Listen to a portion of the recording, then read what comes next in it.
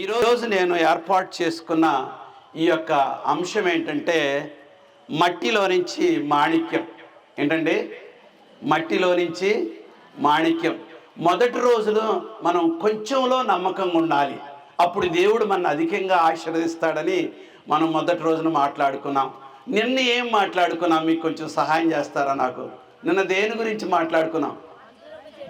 అంజూరపు చెట్టు పచ్చగా ఉంటుంది, కానీ దాని ఫలాలు లేవు. ఫరిసయ్యులు శాస్త్రులని ఎన్నిసార్లు తిట్టాడు?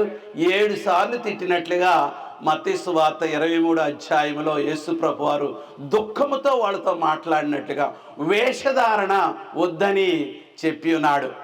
ఈరోజు మనము మట్టిలో నుంచి ఉన్న మాణిక్యం, ఈ అద్భుతమైన వాక్యం నేర్చుకోకముందు ఒక 2-3 నిమిషాలు చూసిన ఆ యొక్క డాక్యుమెంటరీ గురించి నేను చెప్తాను. ఆ విధంగా అది తయారు చేయాలంటే చాలా శ్రమ. ఎన్నెన్నో బొమ్మలు కూడబెట్టి అది తెలుగులో రాసి దానికి తగినట్లుగా బైబిల్ వాక్యాలు పెట్టి చేయటం అంటే చాలా శ్రమ. మీరెవరితో నన్ను వాక్యం చెప్పాలనుకుంటే అలాంటిది నీకు చెప్పలేని పరిస్థితిలో ఈ బొమ్మ చూడని పంపించండి. సినిమా చూడమంటే అందరూ చూస్తారు. ఇది చాలా మంచి వాక్యము, ఇది చూపించండి. అది చూసినప్పుడు నా హృదయం ఒకలాగా ఆందోళనకు గురి అయింది. ఏంటి అంటే, నెంబర్ 1 కొన్ని పాయింట్లు చెప్తాను నేను నేర్చుకున్నది. నెంబర్ 1, మనందరము కూడాను గ్రామాల్లో మన పనుల్లో నిమగ్నం అయ్యుండి రాబో కాలం గురించి కొద్దిగా మనకు తెలుసు, ఇంకా తెలుసుకోవాల్సింది చాలా ఉంది. రాబో అపాయకరమైన రోజుల గురించి ఈ రోజుల్లో పాస్టర్లు మాట్లాడట్లేదు. మరి ప్రకటన గ్రంథం, రెండవది ప్రకటన గ్రంథం గురించి చదివి దాన్ని క్షుణ్ణంగా తెలుసుకొని మనకు మనుషులు చెప్పే కన్నా పరిశుద్ధాత్మ సహాయంతో అర్థం చేసుకోవడం సులభం. ప్రార్థన పట్టుదలతో మనం తెలుసుకోగలము. ప్రకటన గ్రంథం చాలామంది చదవరు. బైబిల్ చదువుతున్నాము కానీ కీర్తనల గ్రంథం, ఇంకొంచెం టైం మిగిలితే సామెతల గ్రంథం, పాత నిబంధన గ్రంథాలు చదవరు, ప్రకటన గ్రంథాన్ని చదవరు. ఇదంతా కూడాను ప్రకటన గ్రంథం నుంచి తీయబడిన మహా గొప్ప మరి ఈ యొక్క ఫిల్మ్ అన్నమాట, ఈ డాక్యుమెంటరీ. ప్రకటన గ్రంథాన్ని చదవండి. రాబోయే భయంకరమైన విషయాలకి ఇప్పుడే మనం సిద్ధపడి ఉండాలి. మూడవది, చాలామంది అమాయకులు ఉన్నారు. క్రైస్తవులు ప్రపంచంలో చాలామంది ఉన్నారు. రకరకాలుగా చెప్తూ ఉంటారు భూమి ఏ విధంగా అంతమవుతుందని. కానీ బైబిల్ చెప్పింది ఒక్కటే నిజము, దేవుడు చెప్పింది ఒక్కటే స్థిరమైనది, ఆ ఒక్కటే సత్యము. మిగిలినంతా కూడాను కల్పనా కథలు. వాళ్ళకు అనుకూలంగా వాళ్ళ పలుకుబడి కొరకు రకరకాలుగా చెబుతూ ఉంటారు.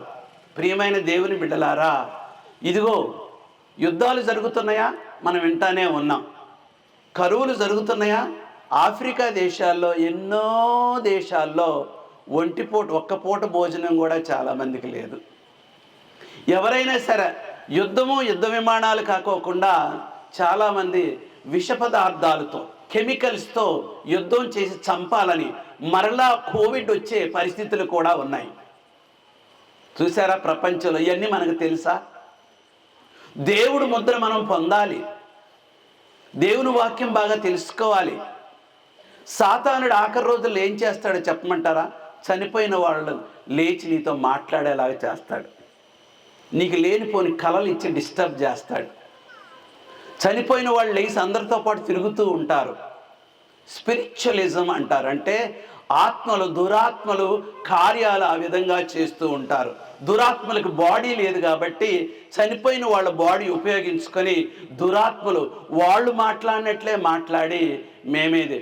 ఈ రోజుల్లో జరిగే సభలో కార్యక్రమాలన్నీ కూడాను గొప్పగా భాషల్లో మాట్లాడటం, డ్రమ్ములేసి గట్టిగా పాటలు పాడటం, భాషల్లో మాట్లాడటం, స్వస్థత చేయటం, అంతేకాకోకుండా మరి చనిపోయిన వారిని బాగు ఇవన్నీ కూడాను ఆఖరి రోజుల్లో కావాల్సింది అది కాదు. ఆఖరి రోజుల్లో కావాల్సింది పశ్చాత్తాపడండి. నువ్వు ఒక పాపివి, నీకు పశ్చాత్తాపం కావాలి, మారు మనసు కావాలి, పాపాన్ని వదిలిపెట్టాలి, ప్రభువులో నువ్వు చేరాలి అని ఖండించి చెప్పే సత్యమే నిజమైన సత్యం. ఖండించి చెప్పే, పాపం ఎత్తి చూపించి యేసుక్రీస్తు ద్వారా రక్షణ పొందవచ్చునని చెప్పిన వాక్యమే నిజమైన వాక్యమని తెలుసుకోవాలి. ఆఖరి రోజుల్లో జరగబోయే మోసాలు ఎన్నో రకరకాలుగా ఉంటాయి. ఇక్కడ కూర్చున్న వారిలో ఒక్కటి మాత్రం మిమ్మల్ని బ్రతిమలాడుతూ చెప్తాను. మీ దగ్గరికి పరీక్ష వచ్చినప్పుడు మీ విశ్వాసం గట్టిగా ఉందని పరీక్ష ఎక్కడొస్తుందో తెలిసినా 10 ఆజ్ఞల మీద. ఎక్కడొస్తే చెప్పమంటారా? 10 ఆజ్ఞల మీద. వేరొక దేవుడు ఉండొచ్చయ్యా అని చెప్తారు. విగ్రహారాధనలో తప్పు లేదయ్యా అని చెప్తారు. యెహోవా నామాన్ని వ్యర్థంగా ఉచ్చరిస్తూ ఉంటారు. 4వ వాక్య గురించి మనం చెప్పనవసరం లేదు. ఆ పరలోకపు సృష్టికర్త మన పెండ్లి భర్త. యెషయా గ్రంథం 54:5 మన సృష్టించిన వాడు మన పెండ్లి భర్త. ఆ పెండ్లి భర్త ఈ భార్యని పెళ్లి చేసుకున్నాడు కాబట్టి, సబ్బాతును తాళిగా ఇచ్చి ఉన్నాడు కాబట్టి, ఆ సబ్బాతు అనగా సృష్టికర్త ఎవరో మనకు తెలియకోకుండా అన్నిటిని కనపడిన వాటిని అన్నిటిని పూజిస్తూ ఉన్నట్లయితే మన సృష్టికర్త మనకు తెలియదు కాబట్టి, ఆ సృష్టికర్త మన పెళ్లి భర్తని తెలియదు కాబట్టి ఎవరో ఒకళ్ళని చేసుకుంటాము, నాశనానికి నడుస్తాము. ఆ సృష్టికర్త మన పెండ్లి భర్త, ఆయన మనం చేసుకోవాలని దేవుడికి ఆ యొక్క డాక్యుమెంటరీలో అద్భుతమైన విషయాలు ఉన్నాయి. సాతానుడు చేసే పన్నాగాలన్నీ ఉన్నాయి. రకరకాలైన భయంకరమైన తెగుళ్ళి భూమి మీదకి రానయ్యున్నవి. నువ్వు ముద్ర పొందనై ఉన్నావు. నీ విశ్వాసం పరీక్షించబడినై ఉన్నది. సిద్ధంగా ఉన్నారా ప్రియమైన వాళ్ళరా? ఆఖరి రోజుల్లో ఘోరమైన రోజులు. అవసరమైతే సాతానుడు తీసుకొచ్చే ప్రయోగాలకి ప్రతి జీవి నాశనం అయిపోతుందంట. దేవుడు టయాన్ని తగ్గించి మనందరినీ కూడా రక్షించడానికి, కాపాడటానికి ప్రయత్నిస్తాడు. పిలుపు వచ్చినప్పుడు, ఆ యొక్క మరణ శాసనం వచ్చినప్పుడు మనందరము కూడాను మన సంఘాలు వదిలిపెట్టి ఒంటరిగా మన పొలాల్లో, అడవుల్లో జీవించాలి. ఈ యొక్క పాపపు మనుషులు దూరం పడి మనం దూరంగా జీవించినట్లయితే పరలోకపు దూతలు ఆకాశ పక్షుల ద్వారా మనకు ఆహారం ఇచ్చి మన కాపాడి మన బలపరుస్తారు. మనం తెలుసుకుందాము, అమాయకంగా ఉండొద్దు. బైబిల్ మనకు ఉంది కాబట్టి మన అమాయకంగా ఉండే కారణం ఏమీ లేదు. మనం తెలుసుకుందాము, మన పిల్లలకు నేర్పిద్దాము. మనం తెలుసుకుందాము, మన పొరుగు వారితో ముచ్చట్లో పెడదాము. మనం తెలుసుకుందాము, మనం పాటిద్దాము. ఇది చాలా అద్భుతమైన డాక్యుమెంటరీ. ప్రతి వారు కూడాను దీన్ని ఉపయోగించి దీని ద్వారా ఆశీర్వదించబడాలని. ఎక్కువ రోజులు ఉన్నట్లయితే ఆఖరి రోజుల గురించి ప్రకటన గ్రంథం కొన్ని అంశాలు తీసుకొని చెప్తే మీకు చాలా ఆశీర్వదకరంగా ఉంటుంది. కానీ నవీన కాలంలో ప్రవచనం ఎక్కువగా రుచిగా ఉండట్లేదు కాబట్టి కొంతమంది శ్రద్ధ చూపించట్లేదు. కానీ ఈరోజు ఈ డాక్యుమెంటరీ ద్వారా మన అద్భుతమైన ఆలోచనలు దేవుని ముద్ర పొందాలి, మృగము ముద్ర పొందకూడదు. అది చాలా ప్రాముఖ్యమైనది. పరలోకమే మన గమ్యము. ప్రభువు రానై ఉన్నాడు. ఆయన వచ్చినప్పుడు భూమి మీద ఇంటింటికి వెళ్ళి క్యాన్వాస్ చేయి, నాకు ఓటే ఏం చెప్పడం. మధ్యాకాశంబులో ఆయన్ కల్వాన్, మట్టి దేహంబులో మార్పు పొందన్, మహిమతో మేఘ ఏంటనే మహిమ మేఘముల మీద మనం ఎత్తబడతాము. ప్రభువు నాడు శిలువ మీద ఏమని చెప్పాడు? సమాప్తమాయను అన్నాడు. ఈ భూమితో నాకు పని లేదు, ఈ భూమి మీద ఉన్న ప్రజలతో నాకు పని ఉన్నది. ఏమనండి? ఆయన వచ్చి నిలబడతాడు, మనందరము కూడాను ఎత్తబడతాము. ఆయన భూమి మీద కాలు పెట్టే అవసరం లేదు. మధ్యాకాశంలో ఎత్తబడతాము. ఈ యొక్క మహిమ శరీరం మనం పొందుతాము. కీళ్ళు నొప్పులు, బాధలు, అది నొప్పి, ఇది నొప్పి ఏమి ఉండదు. ఈ శరీరము ఏమాత్రం ఉండదు. అద్భుతమైన దేవుడు, ఆశ్చర్యకరుడు. మనం సేవిస్తున్న దేవుడు మహా గొప్ప దేవుడు. మనం సేవిస్తున్న దేవుడు సర్వాన్ని సృష్టికర్త అయిన దేవుడు. మనం సేవిస్తున్న దేవుడు మనల్ని చెప్పేది అంత అర్థం చేసుకునే దేవుడు. ఆయనకు మనకు సమీపమైనది. సబ్జెక్ట్లోకి వెళదాం మనం. ఈరోజు నేను ఏర్పాటు చేసి చాలా సింపుల్ సబ్జెక్ట్. నిన్న కొంచెం బరువుగా చెప్పానని అనిపించింది. ఈరోజు కొంచెం తేలిగ్గా సింపుల్గా పప్పు అన్నం అంత మాత్రమే. నిన్న కొంచెం బిర్యానీ లాగా పెట్టానని అన్నారు కొంతమంది. ఈరోజు కొంచెం సింపుల్గా చెప్పడానికి ప్రయత్నిస్తున్నాను. ఏంటండి మనం చెప్పుకునే అంశము? మట్టిలో మాణిక్యం. ఎప్పుడన్నా మాణిక్యాలన్నీ కూడాను అందరు జోబుల్లో, బ్యాంకుల్లో, మరి బీరువాల్లో ఉంటాయి. కానీ మట్టిలోనున్న మాణిక్యం గురించి మనం మాట్లాడుకుందాం. ఇది ఒక అమ్మాయి గురించి, ఒక అబ్బాయి గురించి చెప్తున్నాను. ఇది నాకు బాగా ఇష్టమైన కథ. బెన్ కార్సన్ అని ఒక అమెరికాలో ఒక నల్లోళ్ళు నీగ్రో వాళ్ళ కుటుంబం ద్వారా వాళ్ళ వంశావళిలో ఒక కుటుంబం అన్నమాట. ఈయన పేరు బెన్ కార్సన్. ఏంటంటే బెన్ కార్సన్. ఈయన ఒక పుస్తకం రాశాడు. ఆ పుస్తకం పేరు గిఫ్టెడ్ హ్యాండ్స్, బహుకరించబడిన చేతులు. నీకు ఎన్ని చేతులు ఇచ్చాడు దేవుడు? ఎన్నండి? 2 చేతులు ఇచ్చాడు దేవుడు. బహుకరించిన చేతులంట, గిఫ్టెడ్ హ్యాండ్స్. ఆయన ఒక పుస్తకం చదివాడు. మా పిల్లోడు 12వ పుట్టినరోజున ఈ పుస్తకం కొని మా అబ్బాయికి నేను గిఫ్ట్ ఇచ్చాను. మా పెద్ద అబ్బాయికి కూర్చొని అన్నం కూడా తినకోకుండా పుస్తకం అంతా చదివాడు. నేను కూడా డాక్టర్ నవ్వొచ్చా డాడీ అని అడిగాడు. Gifted hands. ఎవరి? Ben Carson. వీళ్ళమ్మ నాన్న మరి విడాకులు పొందారు. 2 పిల్లలు పుట్టిన తర్వాత కుటుంబంలో ఆయన ఇంకొక ఆమెను చేసుకొని వెళ్ళిపోయాడు. తల్లి పేదరాలు, చదువు రాదు. కార్సన్ అనే ఆయన తల్లికి చదువు రాదు. ప్రతి ఇంట్లోకి వెళ్ళి డేక్షాలు కడిగి ఇల్లు తుడిసి వాళ్ళు ఇచ్చిన $2 $3తో ఖచ్చితంగా పిల్లల్ని నేను చదివించాలి, నా 2 పిల్లలు, ఈయనకు ఒక తమ్ముడున్నాడు, బాగా చదివించాలని తీర్మానం చేసుకున్నాడు. కానీ ఈ అబ్బాయి స్కూల్లోకి వెళ్ళి అంత శ్రద్ధగా మరి ఏమాత్రం కూడాను అంత శ్రద్ధగా చదవట్లేదు. ఏంటి చదవట్లేదని వాళ్ళమ్మ పట్టిక ఏమంటారు, మార్కుల పట్టిక వచ్చినప్పుడు ఏంటి దీంట్లో మార్కులు వచ్చినాయంటే నాకు బోర్డు మీద రాసేది కనపట్టలేదమ్మా అని చెప్పాడు. అప్పుడు వాళ్ళమ్మ రోజు రూపాయి పోగు చేసిన డబ్బులు తీసుకెళ్ళి డాక్టర్ గారి దగ్గర కళ్ళద్దాలు కొని ఇచ్చినప్పుడు అప్పుడు 100 మార్కులు వచ్చాయి. ఈ అబ్బాయి చదవటం ప్రారంభించాడు. కానీ ఈ అబ్బాయికి చాలా కోపం. ఫ్రెండ్స్ పోట్లాడుకున్నప్పుడు ఒకసారి ఆ అబ్బాయిని తలబగలేటట్టు కొట్టాడు. అప్పుడు మీ స్కూల్లోంచి తీసేయాలని ప్రయత్నించారు. అప్పటి నుంచి నేర్చుకున్నాడు, ప్రభువా మా అమ్మ ఇంత కష్టపడుతుంది, నా తమ్ముడు నా మీద ఆధారపడి ఉన్నాడు, నా జీవితం ఏంటని సమర్పించుకున్నాడు బెన్ కార్సన్ అనే ఆయన చదువుకున్న తర్వాత వాళ్ళమ్మ ఒక చట్టం పెట్టింది. నువ్వు పుస్తకాలు చదవాలా, లైబ్రరీకి వెళ్ళి వారానికి ఇంకో 2 పుస్తకాలు చదవాలా. అరే ఎంత పని అండి. నువ్వు మామూలు పుస్తకం చదవటమే, బడిలో పుస్తకం చదవటమే చాలా కష్టం. కానీ వారానికి వచ్చేసరికి ముఖ్యంగా శనివారం ఆదివారం బడి ఉండదు కాబట్టి వారానికి ఖచ్చితంగా లైబ్రరీకి వెళ్ళి గ్రంథాలయానికి వెళ్ళి 2 పుస్తకాలు చదవాలి. 2 పుస్తకాలు చదవకపోతే వాళ్ళమ్మ చాలా బాధపడేది. ఆమె చదివొచ్చినట్టుగా నటించి ఈ చాప్టర్ చదివావా, ఈ బొమ్మ సంగతి చెప్పు, నాకు ఇది చెప్పి, ఈ రాళ్ళు గురించి చెప్పు, ఈ చెట్లు గురించి చెప్పు అని అడిగితే ఆ పిల్లలు చదివి జాగ్రత్తగా చెప్తూ ఉండేవాళ్ళు. ఆఖరికి ఆ తల్లి యొక్క పట్టుదల వల్ల ఆ పిల్లోడు వెనకున్న కుర్రోడు ఇప్పుడు క్లాసులో ఫస్ట్గా రావటం మొదలుపెట్టాడు. చూడండి ఏమని రాయబడి, ఎంత బాగా రాయబడిందో. డెట్రాయిట్లోని పేదరికము, కోపము మరియు పేలవమైన విద్యాభ్యాస నుండి ఎదిగి Johns Hopkins hospital, John Hopkins అంటే చాలా బెస్ట్ హాస్పిటల్ అన్నమాట. జాన్స్ హాకిన్స్ హాస్పిటల్లో ప్రపంచ ప్రఖ్యాతి పీడియాట్రిక్ అంటే చిన్నపిల్లలకి బ్రెయిన్ సర్జరీ, చిన్నపిల్లల డాక్టర్లు అనమాట. పీడియాట్రిక్ సర్జన్గా మారి డాక్టర్ బెన్ కార్సన్ యొక్క స్ఫూర్తిదాయకమైన జీవితాన్ని వివరిస్తుంది ఈ పుస్తకము గిఫ్టెడ్ హ్యాండ్స్, బహుకరించబడిన చేతులు. ఆయన జీవితం ఎంత గొప్పదంటే ప్రపంచంలో మొట్టమొదటగా తలలు కలిసి ఉన్న 2 చిన్నపిల్లలకి మొట్టమొదటగా ఆయన బ్రెయిన్ సర్జరీ చేస్తాడు. అంటే బుర్ర పగలగొట్టి బ్రెయిన్ సరి చేసి మళ్ళీ బుర్ర పెడతాడనమాట.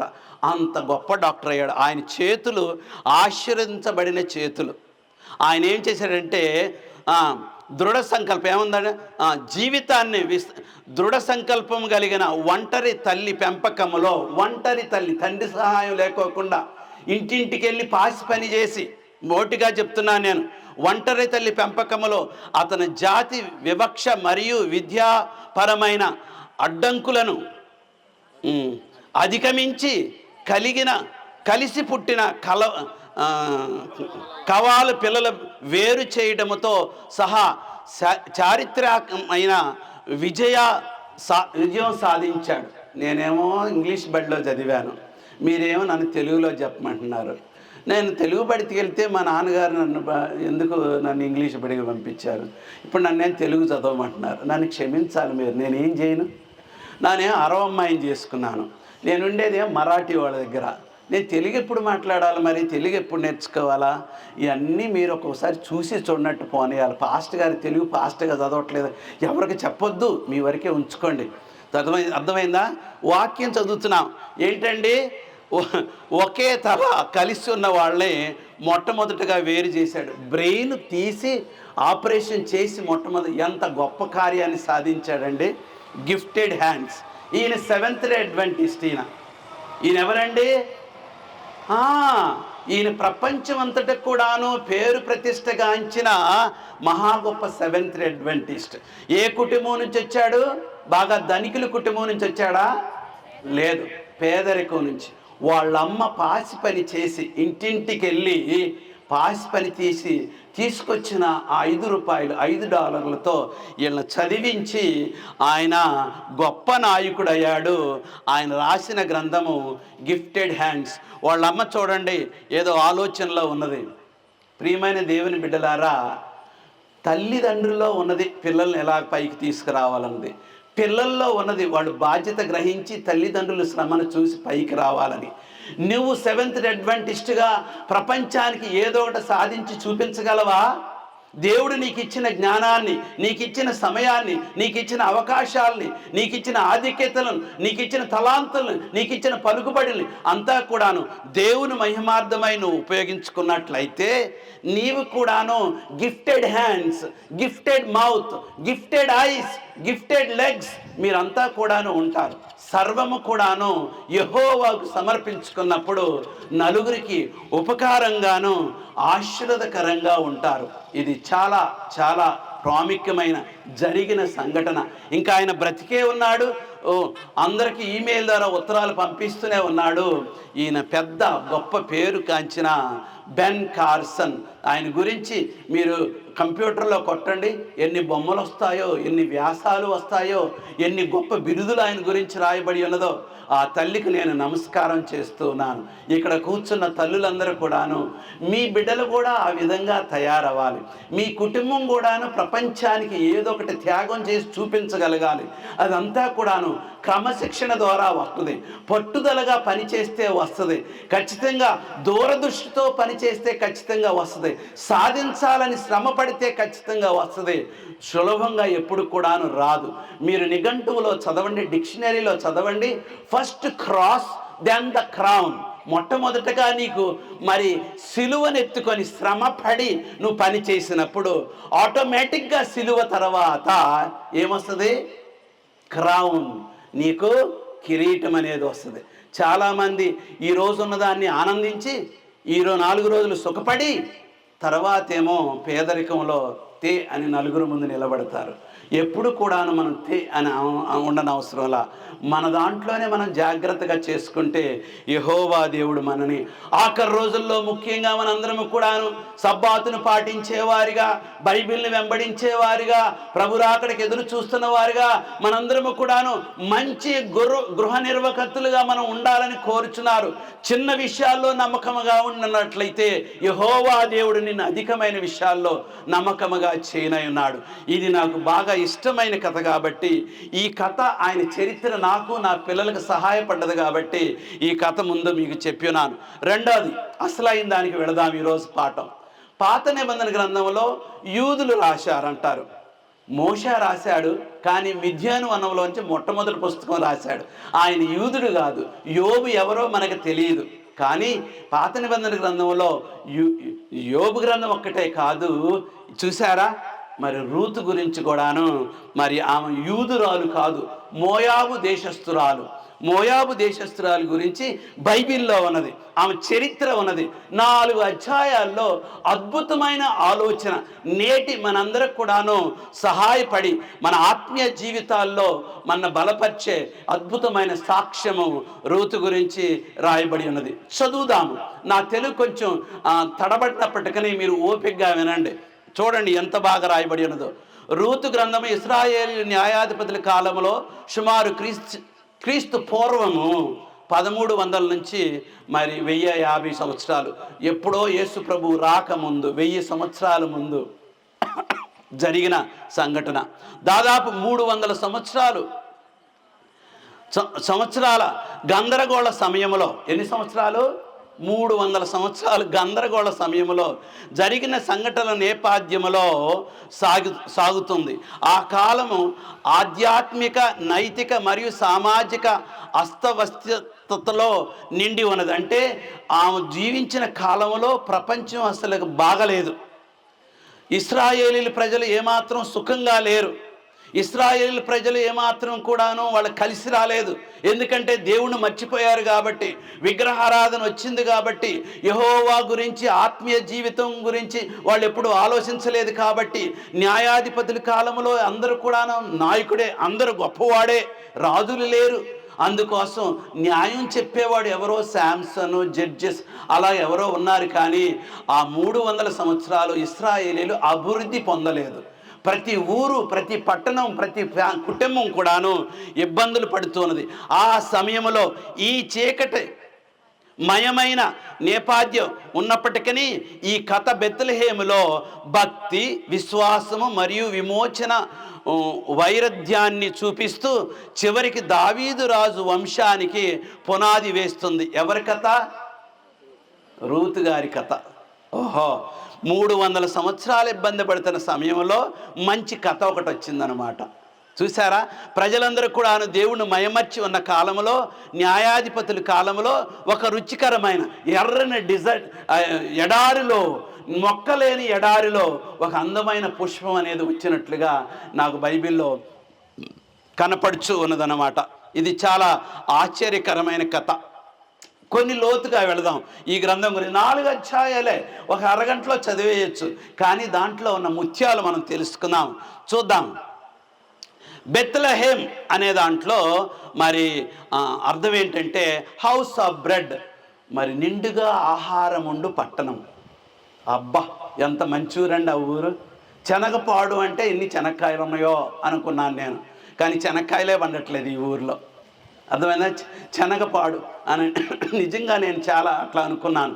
బెత్లెహేమ్ అంటే హౌస్ ఆఫ్ బ్రెడ్, అంటే నిండుగా ఆహారం ఉండు పట్టణం. బెత్లెహేమ్ అనే ఊరికి ఇంకొక పేరు కూడా ఉంది, సిటీ ఆఫ్ డేవిడ్. చిన్న పట్టణమే, దావీదు పట్టణం అని కూడా పేరు. ఇంకొక పాత పేరు ఉంది బెత్లెహేమ్కి, అప్రాత. ఏంటండి? అప్రాత. అబ్బా, ఒక్క ఊరికి 3 పేర్లు ఉన్నాయి. అంత పాత పేరేమో ఈ పాత నిబంధన గ్రంథంలోనే ఎప్రాత అని పెట్టారు. దావీదు వచ్చినప్పటి నుంచి దావీదు పట్టణం అని పెట్టారు. కానీ యేసుప్రభు పుట్టే సమయానికి ఆ ఊరి పేరేంటి? బెత్లెహేమ్ అని పెట్టారనమాట. చూడండి ఎంత బాగుందో. Famine is common among the various reasons. చాలాసార్లు మరి దేవుడికి నమ్మకంగా ఉండకపోయినట్లయితే దేవుడు కోపం వచ్చి ఆకాశాన్ని ఎండబెడతాడు, అందు నీళ్లు రాదు. పాలస్తీనా దేశం అంతా కూడాను, దేవుని ప్రజలు జీవించే స్థలం అంతా కూడాను ఎప్పుడైతే పైనుండి వర్షం రాదో, తొలకరి వర్షము, కడవరి వర్షం రాదో, పంట వేయటానికి కుదరదు. అదంతా కూడాను మరి కొండల ప్రాంతం. ఎప్పుడు కూడాను పైన ఆకాశం నీరు వచ్చినప్పుడే ఖర్జూరాలు, ఆలివ్ మొక్కలు, ఒలీవ మొక్కలు, మరి ఎన్నెన్నో పండ్లు, పలహారాలు చక్కగా తయారవుతాయి. ఎప్పుడైతే వాళ్ళు దేవుణ్ణి నమ్మకంగా పూజించరో దేవుడు ఆకాశాన్ని కట్టివేస్తాడు. మరి ఎప్పుడు కూడా కరువు అనేది తప్పకుండా తటస్థిస్తూ ఉంటుందన్నమాట. సో ఫ్యామిన్ అనేది వచ్చింది, ఒక కరువు అనేది వచ్చింది, ఎందుకంటే దేవునికి దగ్గరగా లేరు కాబట్టి. ఆ యొక్క బెత్లెహేములో ఒక కుటుంబం ఉన్నది. ఆ కుటుంబం పేరు ఎలిమెలెకు కుటుంబం. ఏం పేరు? ఎలిమెలెకు కుటుంబం. ఆ కుటుంబం చాలా మంచి కుటుంబం. బెత్లెహేములో ఉన్నవాళ్ళు ఎలిమెలెకు కుటుంబం. ఆ కుటుంబంలో ఎవరెవరున్నారంటే నయోమి, మరి ఆయనకి భార్య నయోమి, ఎలిమెలెకు, తర్వాత 2 కుమారులు ఉన్నారు, మెహలన్, చిలియాన్ అనేవాళ్ళు. ఒక కుటుంబంలో 2 అబ్బాయిలు, అమ్మా నాన్న ఉన్నారు. వాళ్ళు చాలా కష్టజీవులు. పొలాలు లేవు, కొద్దిగా ఉంది వాళ్ళకి.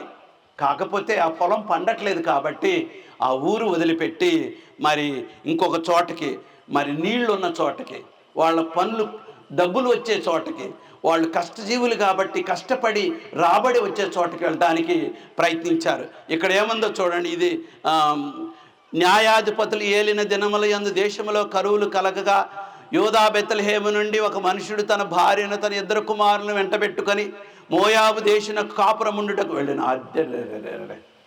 దేవుడు ఏర్పాటు చేసుకున్న పట్టణం వదిలిపెట్టి కష్టం వచ్చిందని భార్యని 2 అబ్బాయిల్ని తీసుకొని ఏ దేశానికి వెళ్ళారు? మోయాబు దేశానికి వెళ్ళారు. ఇది మనం చాలా జాగ్రత్త. దేవుడు ఏర్పాటు చేసుకున్న పట్టణాన్ని వదిలిపెట్టి, దేవుని సంఘాన్ని వదిలిపెట్టి, ఒక కష్టం వచ్చిందని దేవుణ్ణి మయమర్చి, ఒకవేళ దీవెనలు ఇక్కడ లేవు అనుకొని నువ్వు దేవుడి సన్నిధి వదిలిపెట్టి ఇంకొక చోట పచ్చగా ఉంది, నిగనిగలాడుతుంది, లాభాలు బాగా వచ్చేలాగా ఉన్నాయని అక్కడికి వెళితే అది కలిసి వస్తుందో రాదో. దూరపు కొండలు నునుపు, దగ్గర ఉన్నది దాని రుచి దాని అందం తెలియదండి. కాకపోతే కరువు వచ్చిందని బెత్లెహేము వదిలిపెట్టి ఎక్కడికి వెళ్ళారు? మోయాబు దేశానికి వెళ్ళారు. తర్వాత ఏం జరిగిందో చూద్దాం.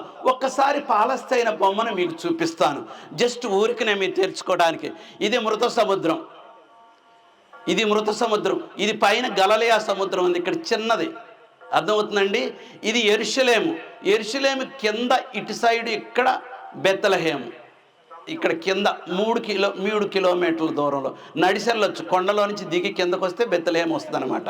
ఇక్కడ బెత్లెహేము. ఇది చూడండి, అబ్రహాముకి 3 భార్యలు. ఎంతమంది భార్యలు? 3 భార్యలు. సేరాయి, హాగరు, ఎఫ్రా, కెటూరా మర్చిపోయాను, కెటూరా. ఈ కెటూరా పిల్లలు వీళ్ళందరూ కూడాను మోయాబు, ఆమోను. ఎప్పుడు కూడా యుద్ధం చేయడానికి ఈ సముద్రం మెడిటరేనియన్ సముద్రం దగ్గర ఎప్పుడు కూడా ఫిలిస్తీన్లు ఉంటారు. ఈ ఫిలిస్తీన్లో నుంచే వచ్చాడు మహా గొప్ప గొలియాతు. వీళ్ళు ఎప్పుడు కూడా ఇశ్రాయేలీల మీద యుద్ధం చేస్తూ ఉంటారనమాట. ఈ యెరూషలేము దేవుడు వాళ్ళకి ఇచ్చినారు. ఇక్కడ పంటలు బాగా పండాలి. ఇదంతా కూడాను బాగా పంటలు పండనప్పుడు ఈ యొక్క బెత్లెహేము నుంచి బయలుదేరి మోయాబు దేశానికి వచ్చారు. ఎవరు? ఎలిమెలెకు కుటుంబం. ఆ కుటుంబంలో ఎవరెవరు ఉన్నారు? తన భార్య నయోమి, 2 కుమారులు మెహలన్, చిలియన్ ఉన్నారు. ఈ యొక్క పాలస్తీన దేశం బొమ్మ మీకు చూడాలి. మృత సముద్రము, మరి గలిలయ సముద్రము, ఇవన్నీ కూడాను దీని ప్రక్కనేమో ఇది దేవుడు ఏర్పాటు చేసిన దేశము. ఇవందరూ కూడాను మరి బంధువులే కానీ, వాళ్ళు దూర బంధువులు కానీ, వీళ్ళందరూ విగ్రహారాధన చేసేవాళ్ళు. మోయాబీలతో ఇశ్రాయేలీలు పొత్తు ఏమీ వాళ్ళతో ఉండొద్దని చెప్పాడు దేవుడు. ఎందుకు ఉండొద్దు అన్నది కూడా మనం చూద్దాం. ఇది అన్నమాట పరిస్థితి. మృత సముద్ర యుద్ధం.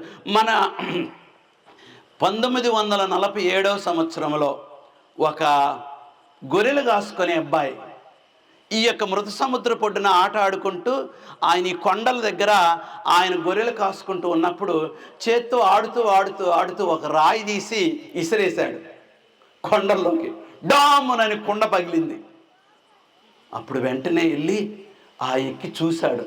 ఆ చీకట్లో కొండలు చాలా ఉన్నాయన్నమాట. ఊళ్ళో వాళ్ళందరికీ వెళ్ళి చెప్తే, అయ్యా కొండలో రండి, ఏదో దాచి ఉంచారు ఎవరో అని వాళ్ళ ఊరోళ్ళందరూ దివిటీలు పట్టుకొని వచ్చి ఆ లోనికి వెళితే అవన్నీ కూడాను శుద్ధలు మంచి మంచి కొండల్లో దాచిపెట్టారు. ఎవరు దాచిపెట్టారు? నిన్న మనం చెప్పుకున్నాం 70వ సంవత్సరం యెరూషలేముని నాశనం చేసినప్పుడు క్రైస్తవులు అన్నవారు యేసుప్రభు మాట గుర్తు చేసుకొని వాళ్ళు దేవుని వాక్యాలన్నీ కూడాను పెద్ద పెద్ద మట్టి కొండల్లో బాణల్లో దాచిపెట్టి తీసుకొచ్చి ఈ యొక్క కొండల్లో మృత సముద్ర పొడ్డున ఇక్కడ తడి తక్కువగా ఉంటుంది కాబట్టి ఎన్ని సంవత్సరాలైనా బాగా ఉంటాయి కాబట్టి ఖచ్చితంగా ఇక్కడ దాచిపెట్టారన్నమాట. నవీన జ్ఞానం వచ్చిన తర్వాత, నవీన తెలివి తేటలు వచ్చిన తర్వాత, మరి 2వ ప్రపంచ యుద్ధం అయిపోయిన తర్వాత, ప్రభు రాకడ గురించి ప్రకటించే సమయం వచ్చిన తర్వాత, ఈ సబ్బాతు సత్యం అందరికి తెలియపరిచేటప్పుడు ఈ యొక్క భారతదేశానికి స్వతంత్రం వచ్చిన సంవత్సరాన ఈ యొక్క ఆ శుద్ధలన్నీ కూడా భయపడ్డాయి. అప్పుడు వరకు బైబిల్ అంతా కూడాను ఉట్టి కల్పనా కథ. బైబిల్ ఎక్కడో పాతకాలంలో ఎవరో ట్రైబల్ జాతోళ్ళు రాశారు, మనం దీన్ని నమ్మడానికి వీల్లేదని అంటే బైబిల్ అంతా కూడాను ఆ మట్టి శుద్ధల్లో ఆ యొక్క దాచిపెట్టి దేవుడు ఏర్పాటు చేస్తున్నాడు. ప్రియమైన దేవుని బిడ్డలారా, ఈ బైబిల్ ఎవరన్నా మరి నమ్మదగింది కాదు. ఈ బైబిల్ కల్పనా కథలని ఈ యొక్క జర్మనీ దేశస్తులు కొంతమంది ఆ విధంగా రాస్తే దేవుడు లేడని ఎవరని చెప్పినట్లయితే, ప్రియమైన దేవుని బిడ్డలారా, ఈ వాక్యాన్ని ఎత్తి చూపించండి. నీ వాక్యము నా పాదములకు నా త్రోవకు వెలుగైనది. ఈ చీకటి ప్రపంచంలో, గజిబిజిలాడుతున్న ప్రపంచంలో అంతా కన్ఫ్యూజన్గా ఉన్నప్పుడు దేవుణ్ణి తెలుసుకోవాలంటే ఇదే నీ వాక్యం. నేను ఎక్కడ నుంచి వచ్చానని తెలుసుకోవాలనుకున్నట్లయితే సృష్టికర్తను పరిచయం చేసేది ఇదే. ఈ లోకములో ఇంత విచారం ఉంది ఎందుకనంటే పాపం వల్ల ఉన్నది. ఇది జవాబు చెబుతూ వివరం చెబుతూ ఉన్నది. ఈ పాపం నుంచి విరుగుడు ఏంటి అని అనుకున్నట్లయితే రక్షకుడు ఉన్నాడు. ఆయన మానవతారం ఎత్తాడు. ఆయన మనం రక్షించడానికి సిలువ భారం అంతా కూడా దీంట్లో రాయబడి ఉన్నది. ఈ యొక్క వాక్యాన్ని ఎవరు కూడాను కాదని చెప్పలేరు. 1947 సంవత్సరంలో బైబిల్ అంతటిని కూడాను ఆ యొక్క మట్టి కుండల్లో అది తెలుసుకున్నారు. అది ఎవరి ద్వారా తెలుసుకున్నారు? ఒక అబ్బాయి, గొర్రెలు కాసుకునే అబ్బాయి మరి ఆట ఆడుతూ ఖచ్చితంగా ఆ యొక్క రాయి వేయటం ద్వారా దేవుడు వారికి తెలియపోయి, దాని సంగతి మనం మర్చిపోదాం. మనం బెత్లెహేము నుంచి మరి మోయాబుకు వచ్చారు. ఎవరు? అలిమెలెకు కుటుంబం. ఏం జరిగిందో చూద్దాం అక్కడ తర్వాత. Who are మోబైట్స్? మోబీలు ఎవరు? వాళ్ళ దగ్గరికి ఎందుకు వెళ్ళారు వీళ్ళు? చూద్దాం ఒకసారి. మోబీలు ఎవరు అని అంటే మనం ఇక్కడ గమనించినట్లయితే మోబీలు అందరూ కూడాను వాళ్ళు అన్యులు, కెటూరా కుటుంబాలు అని అర్థమైందా? ఒక అన్యులు వాళ్ళందరూ కూడాను. యెహోవా యొక్క ప్రార్థన అంటే హేయము వాళ్ళకి. ఎప్పుడు కూడాను విగ్రహారాధన చేసేవాళ్ళు. వాళ్ళు ఎప్పుడు కూడాను కెమోష్ అనే దేవతకు పూజిస్తారు. కెమోష్ అనే దేవత ఎప్పుడు కూడా నిద్రపోతూ ఉంటుందన్నమాట. వాళ్ళకు వర్షాలు కావాలంటే ఆ నిద్రపోయే దేవతని లేపి మాకు వర్షం కావాలా, మాకు పంటలు పండాలా, మాకు ధాన్యం కావాలని ఆ దేవతకు చెప్పాలి. మరి ఆ దేవతను లేపటానికి ఎలాగా? బెల్ల కొడితేనా? లెగడం. కెమోష్ అనే దేవుడు ఎప్పుడు నిద్రలో ఉంటాడు కానీ లెగడం. అందుకోసం ఆ దేవుడిని ఎట్లా లేపాలి? ఒక్క సంవత్సరం మగపిల్లోడిని ఆ కెమోష్ దేవత ఈ విధంగా నిలబడి ఉంటాడు. కింద నుంచి మంటేస్తారు. అదంతా విగ్రహం అంతా మండుతూ ఎర్రగా ఉంటుందన్నమాట. ఒక సంవత్సరం చిన్నపిల్లోడిని తీసుకొచ్చి ఆ బాగా మండుతున్న ఆ చేతుల మీద ఆ పిల్లోడిని వేసినప్పుడు కెవ్వును కేకేసి చచ్చిపోతాడు ఆ పిల్లోడు. అప్పుడు ఆ దేవుడు లేచి మీకేం కావాలని కోరతాడు. అప్పుడు మాకు వర్షం కావాలా, మా పంటలు పండాలా. అది మోవబీలు చేసేది. వాళ్ళు చేసే దుర్మార్గం ఏంటంటే చిన్నపిల్లల్ని చంపి బలి అర్పిస్తారు, ఆ దేవతకు పూజిస్తారు. అందుకోసమే మీరు సంఖ్యాకాండం 21-29 చదివినట్లయితే వాళ్ళతో నీకు ఏ పొత్తు ఉండకూడదు, మీ పిల్లలను వాళ్ళకి ఇవ్వకూడదు అని చెప్పిన న్యాయాధిపతులు 10:6 ఏం చెప్పండి. వాళ్ళ దగ్గరికి వాళ్ళ చరిత్ర అంతా కూడా ఇశ్రాయేలీల మీద ఎప్పుడు హేయముతో యుద్ధము చేయొచ్చు, వాళ్ళని ద్వేషించేవాళ్ళు అనమాట. ఇలాంటి వాళ్ళ దగ్గరికి ఎవరు వెళ్ళారు? ఏ కుటుంబం వెళ్ళారు? చెప్పట్లేదు, కొంతమంది వింటలేదు దయచేసి. ఎలిమెలెకు కుటుంబం వెళ్ళారు. ఎక్కడి నుంచి వెళ్ళారు? యోధా దేశంలో బెత్లెహేమ్, హౌస్ ఆఫ్ బ్రెడ్, నిండుగా ఆహారం ఉండే పట్టణం వదిలిపెట్టి కరువు వచ్చిందని, తాత్కాలిక సమస్యలు వచ్చాయని ఆ సమస్యలను బెదిరిపోయి పారిపోయారు మరి మోయాబు దేశానికి ఎలిమెలెకు. ఆదికాండం 19:37 మోయాబీలు ఎప్పుడు కూడాను చాలా ఘోరమైన వాళ్ళు, మృత సముద్రం దగ్గర వాళ్ళు ఉంటారు.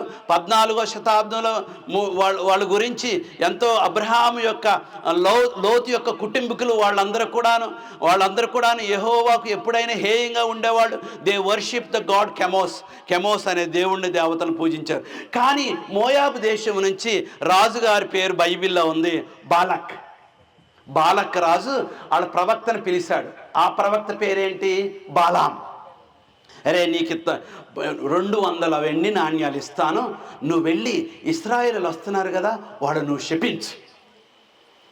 ఇశ్రాయేలు వస్తున్నారు కదా మన ఆడపిల్లలందరినీ కూడా తీసుకెళ్ళి వాళ్ళతో కలిపేసాయి. అప్పుడు వాళ్ళు వ్యభిచారం చేస్తారు, దేవుడు వాళ్ళ మీద కోపడతాడు, వాళ్ళందరినీ శపించేస్తాడు. మన పని ఏంటంటే ఇశ్రాయేలుని పాడు చేయటం మాత్రమే. బాలాం డబ్బు తీసుకున్నాడు, బయలుదేరాడు. మరి గాడిద మీద బయలుదేరాడు. వెళుతూ ఉండగా 2 కొండల మధ్యన గాడిద ముందుకు వెళ్ళట్లేదు. ఎందుకు వెళ్ళట్లేదు?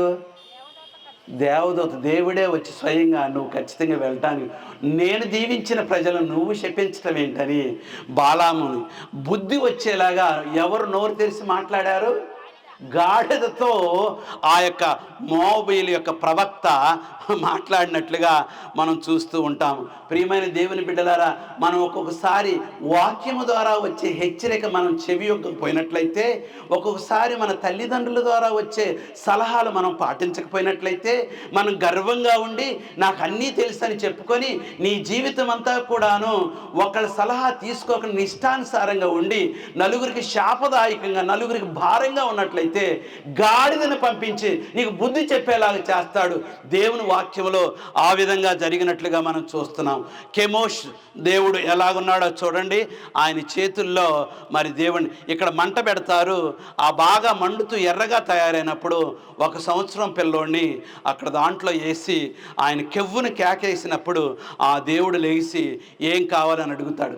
మరి ఈ కథలు ఇవన్నీ కూడాను నిజం కాదండి, కల్పనా కథలని అని అంటున్నారు. కానీ త్రవ్వకాలు, చరిత్రను త్రవ్వి చూసేవాళ్ళు వాళ్ళని ఏమంటారు, ఆర్కియాలజిస్ట్ అంటే మనుషులు కొంతమంది తవ్వి నిజంగా ఈ దేశంలో ఇది ఉందా లేదని తవ్వకాల ద్వారా చరిత్రలో తెలుసుకుంది ఏంటంటే మోవాబైట్ స్టోన్ అంటారు. మోయాబీయుల దేశం నుంచి వచ్చిన ఈ యొక్క రాయి, ఈ మోవాబైట్ స్టోను ఈ యొక్క రాయి చాలా పవిత్రమైనది. 840వ సంవత్సరం 9వ శతాబ్దంలో వచ్చిందనమాట మోవాబైట్ ఈ రాయి ఎప్పుడు పాడవలేదు. చూసారా, ఈ రాయి ఏం చెప్తుందంటే, ఇది ఎప్పుడు కనుగొన్నారంటే 1868వ సంవత్సరం కనుగొన్నారు. వీళ్ళు ఏం చెప్పారంటే, కెమోష్ దేవతకు మనం ప్రార్థన చేస్తూ ఉండగా ఆ కెమోష్ దేవత మాకు సహాయం చేసింది, ఇశ్రాయేలీలను ఓడించి మా చేతి కిందగా తీసుకున్నాం, వాళ్ళని అంచి వేసేసాం, వాళ్ళ పట్టణాలను కూలగొట్టేశాము, వాళ్ళ దేవునికి బుద్ధి చెప్పేలాగా చేశాం, మా కెమోష్ దేవత మాకు సహాయపడదని. Moabite celebrating his victory over the kingdom of ఇశ్రాయేలీల మీద గెలిచినట్లుగా పండగ చేసుకొని ఈ పెద్ద రాయి చేశారు.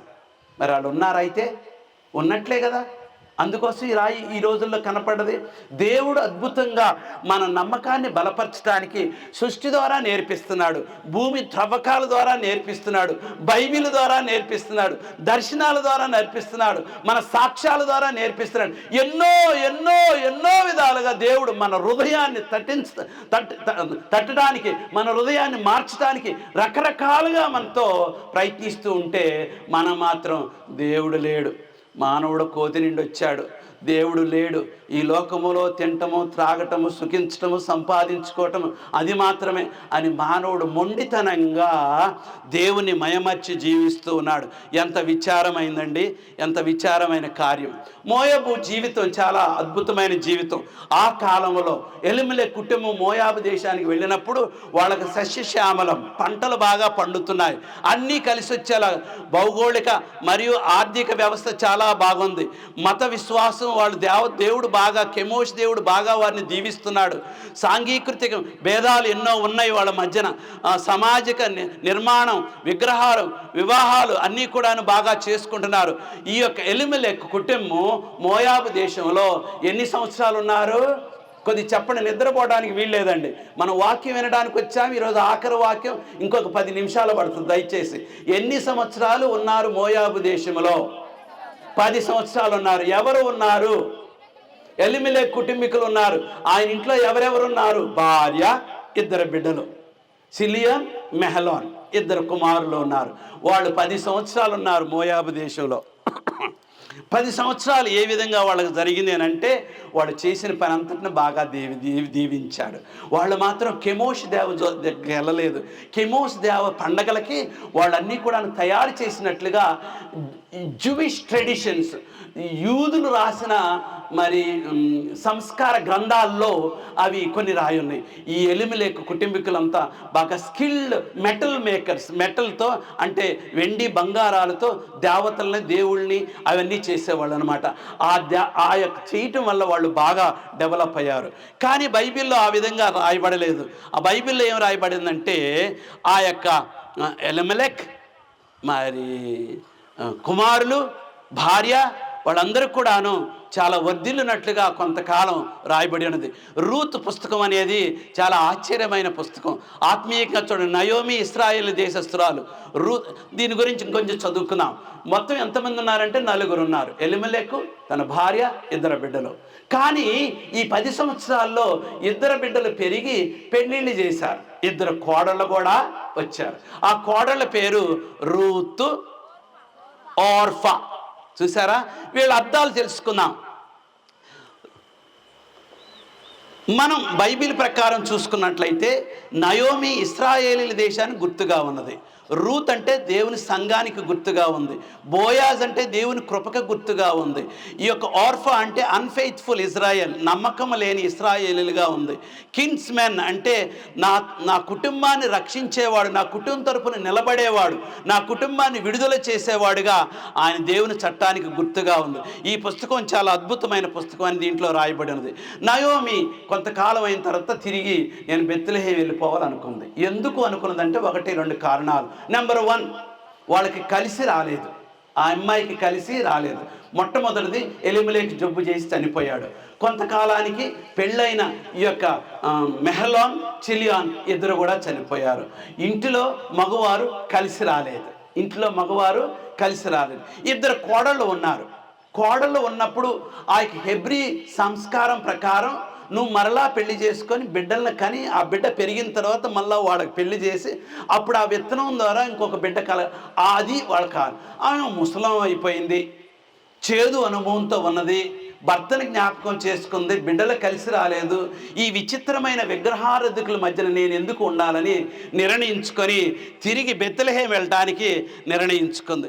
బెత్లెహేం వెళ్ళటానికి నిర్ణయించుకున్నప్పుడు ఏమి జరిగిందో ఇది అసలైన వాక్యం మనం నేర్చుకోవాల్సింది. ప్రియమైన వాళ్ళరా, ఇది నాకు చాలా ఇష్టమైన ఆలోచన. బైబిల్ గ్రంథంలో ఎంత బాగా రాయబడిందో చూడండి. నయోమి, తర్వాత ఓర్ఫా, తర్వాత రూత్. ఎంత బాగా వారు ఎలుగెత్తి ఏడవగా ఓర్ఫా తన అత్తను ముద్దు పెట్టుకొని రూతు ఆమెను హత్తుకొనెను. ఇట్లుండగా 15వ వచనం, ఆమె ఇదిగో నీ తోటి కోడలు తన జనుల యొద్దకును తమ దేవుని యొద్దకును తిరిగిపోయి నాదే పోయినదే, నీవు నీ తోటి కోడలు వెంబడి వెళ్ళమని చెప్పింది. ఎవరు? అత్తగారు చెప్పింది. అత్తగారు చెప్తే అందుకు రూతు అంటే ప్లెజెంట్, ఫ్రెండ్షిప్, స్నేహభావం కలిగిన మంచి మనిషి అని అర్థం. ప్లెజెంట్ అంటే మంచి స్వభావం, స్నేహభావం. రూత్ అంటే ఎంత మంచి. మోయాబు దేశంలో ఉన్నా కానీ పేర్లు ఎంత అర్థపూర్వకంగా పెట్టుకుందో యవనరాలు. ఒక గ్రంథంలో రాయబడింది, జూయిష్ ట్రెడిషన్స్లో ఈమె తల్లిదండ్రులు ఎవరు లేరు కాబట్టి దేవాలయంలో సేవ చేయటానికి మరి యాజకులకి సాంఘిక సుఖాన్ని ఇవ్వటానికి ఈ చిన్నపిల్లని పెంచుతూ ఉన్నారన్నమాట. కానీ దేవుడు మాత్రం ఈ పెరుగుతున్న పిల్లని బయటికి పంపించి ఎవరో చేసుకొని, హెబ్రీలు చేసుకొని ఆమెను వేరే మార్గాన దేవుడు నడిపించడానికి ప్రయత్నిస్తూ ఉన్నారు. అందుకు రూతు నా వెంబడి రావద్దనియు నన్ను విడిచిపెట్టమనియు నన్ను బ్రతిమాలు కొనవద్దు. అబ్బా, ఎంత బాగా చెప్పిందండి. నన్ను బ్రతికిమాలు కొనవద్దు, నీవు వెళ్ళి చోటనే నేను వచ్చేదను, నీవు నివసించు చోటనే నేను నివసించేదను, నీ జనమే నా జనము, నీ దేవుడే. అబ్బా, 4 ఉన్నాయి అక్కడ. 4 మీద బంగారంగా మంచి వాక్యం చెప్పొచ్చు. ఏంటండి, దయచేసి మీ ఇంట్లో కోడలను తెచ్చుకున్నప్పుడు ఈ 4 వాళ్ళ మధ్యన ఉంటే బాగుంటుందండి. మీ ఇంట్లోకి అల్లుళ్ళను తెచ్చుకున్నప్పుడు ఈ 4 ఉంటే చాలండి. మీ కుటుంబం ఆశీర్వదించబడాలంటే ప్రతిరోజు నీ నిర్ణయం ఏమై ఉండాలంటే, ఈ సంఘంలో చెప్పుతున్న సత్యము ఏమై ఉండాలంటే, నీ వెళ్ళు చోటనే నేను వచ్చేదను, పరలోకం మన గురి.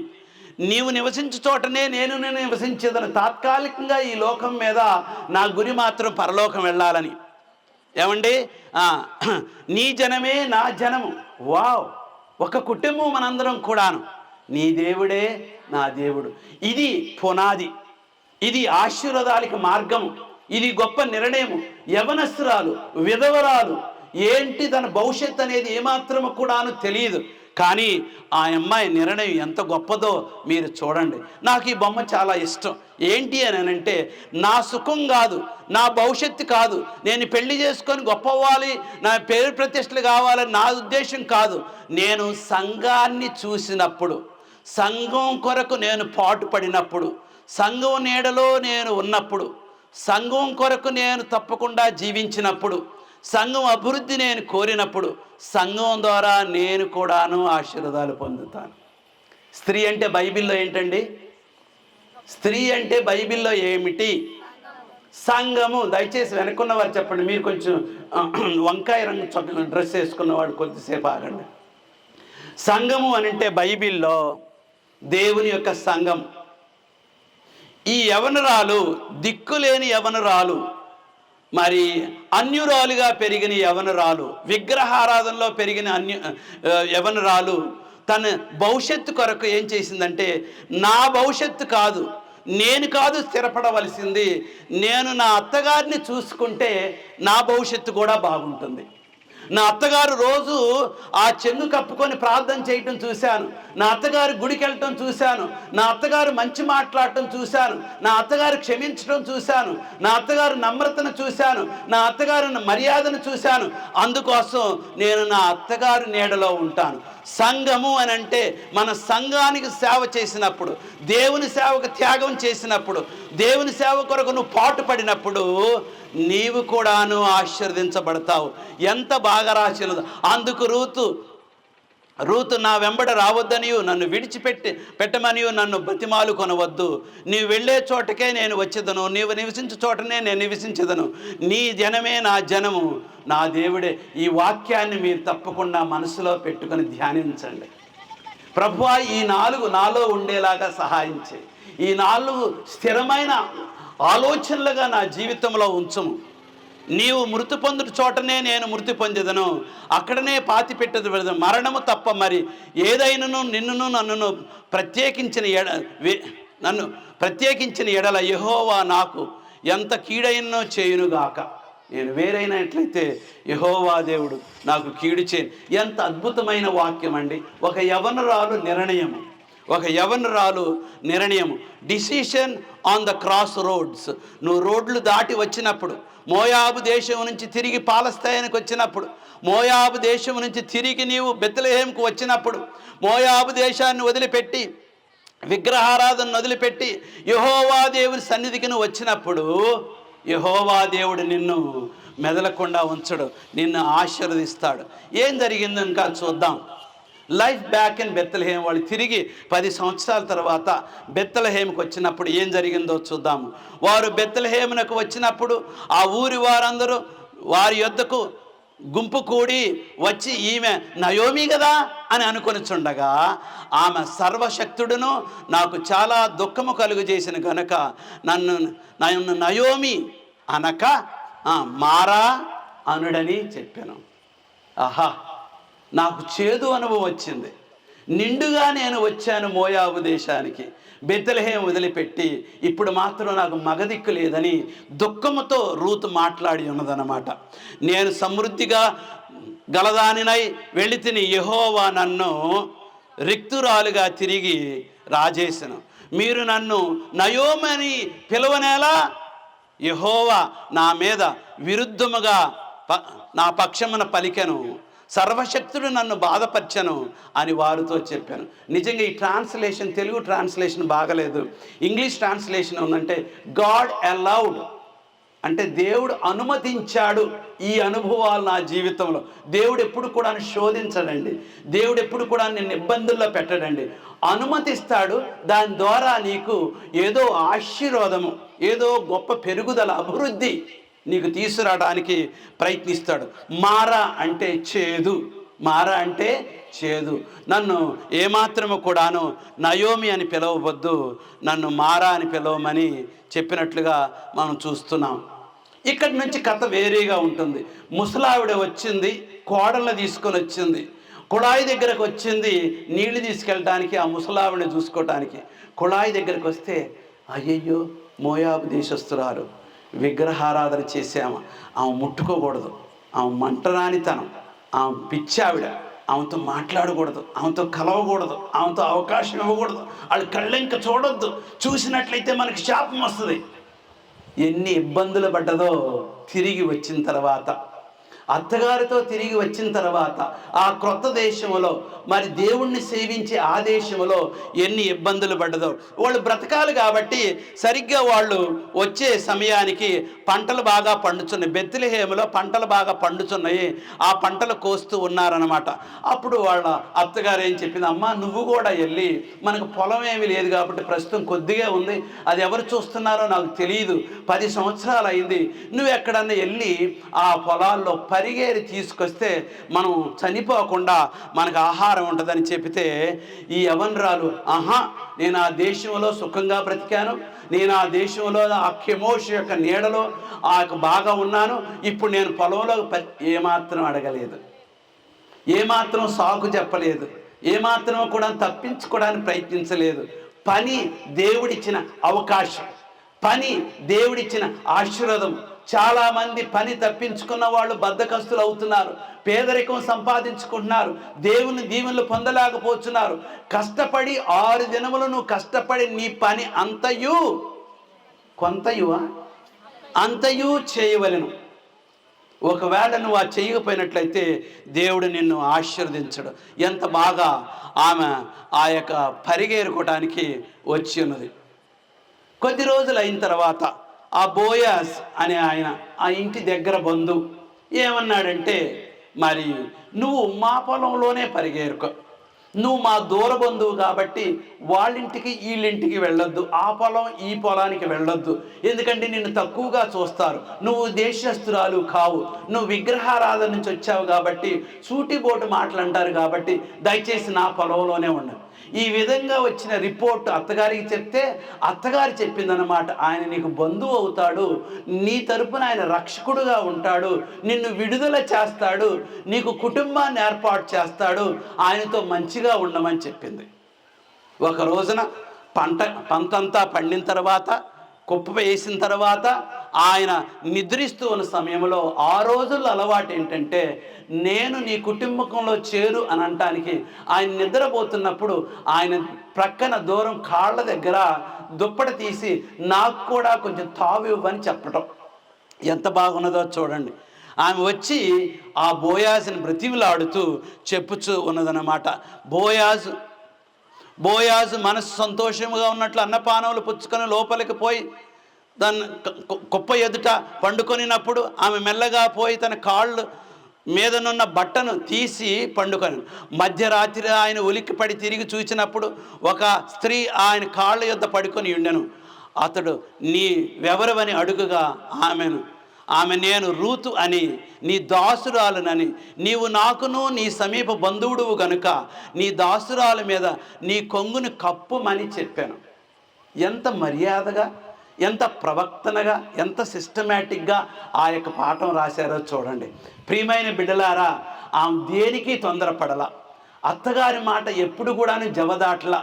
దేవుడు మార్గాన్ని ఆ కష్టంలో నుంచే, ఆ పేదరికంలో నుంచే, ఆ క్రొత్తతనంలో నుంచే మార్గం చూపించడానికి ప్రయత్నించాడు. ఆ తర్వాత జరిగింది మీ అందరికి కూడా తెలుసును. మరుసటి రోజున ఆ గ్రామం పంచాయతీలోకి వెళ్ళాడు. ఆ పంచాయతీ దగ్గర ఈయన యొక్క బోయాజ్ యొక్క చనిపోయాడు. ఆయన పొలం ఉంది, ఆయన పొలం మేము కౌలుకి తీసుకొని చేస్తున్నాము. మరి వాళ్ళు తిరిగి వచ్చేసారు, ఆ పొలం వాళ్ళకి తిరిగి ఇచ్చేస్తున్నాను, ఆ పొలం వాళ్ళకి తిరిగి ఇస్తున్నాను కాబట్టి ఆ పొలం ఆ మనుషులు నాకు సంబంధించినారు, నేను రూతుని వివాహం చేసుకోవడానికి అభ్యంతరం ఏమైనా ఉందంటే ఆ పంచాయతీలో నువ్వు చేసుకోవచ్చు, ఆ పొలం వాళ్ళకి తిరిగి ఇవ్వచ్చు, నువ్వు వాళ్ళకు తరపున కుటుంబం బలపరచవచ్చు అని ఆ గ్రామంలో తీర్మానం చేసిన తర్వాత అప్పుడు వాళ్ళిద్దరు కూడాను వివాహం చేసుకున్నట్లుగా మనం చూస్తూ ఉన్నాము. వివాహం చేసుకున్నారు కాబట్టి బోయాజు రూతుని పెళ్లి చేసుకొని ఆమె యొద్దకు పోయినప్పుడు యెహోవా ఆమె గర్భవతి అగునట్లు అనుగ్రహించిన గనుక ఆమె కుమారుని కనెను.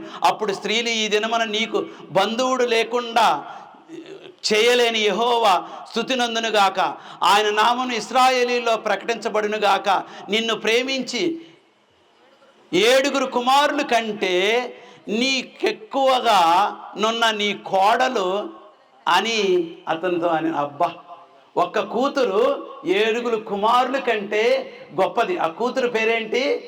రూత్. ఎంత గొప్ప కార్యం అండి! దేవుడు ఎంత బాగా ఏర్పాటు చేసినారు. మనవడు పుట్టాడు, సంతోషపడ్డది రూతు.